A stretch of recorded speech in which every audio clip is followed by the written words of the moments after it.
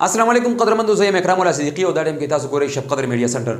قدرمندو، پرون راسې په سوشل میډیا باندې یو پوسټ لګېدلی و چې د خیبر پښتونخوا په خیبر علاقه کې یو ماشوم کوی ته پریوتی و او هغه ماشوم د 20 نه 30 غنټو پورې دغه کوی کې دننه تېرې کړي دي.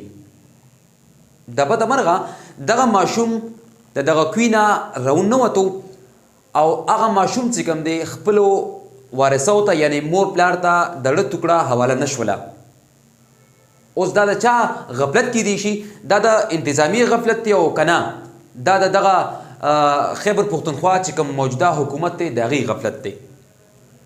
د نن نه څه موده مخکې همدغه شانې حالات په افغانستان کې هم راغلي وو چې یو ماشوم کوی ته دننه پرېوتی و. افغانستان کې کوم چې موږ ته افغانستان نن ښکاري 40 کاله په دغه باندې د بمونو بمباریانې وشولې، هغوی باندې سختې تېرې شولې، خو د دغه هر څه باوجود هغوی د انسان ته د انسانیت په نظر وکتل او دغه ماشوم یې چې کوم دی دغه خاورو نه یعنې دغه کوي نه راوویستو. په هغې کې زما په خیال باندې د 30 غنټو پورې پای باندې ورکینګ وشو، په هغې کې شاولې رالېلې، پای کې مشیندرې رالېلې استعمال شولې او هغه ماشوم یې د هغه کوي نه راوویستلو.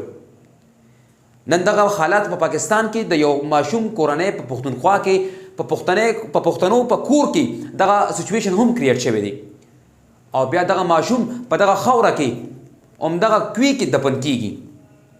افسوس کوم په داسې انتظامیه باندې، په داسې حکومت باندې چې هغه ماشوم ته د انسانیت په نظر راوړو ونه کتلی شو.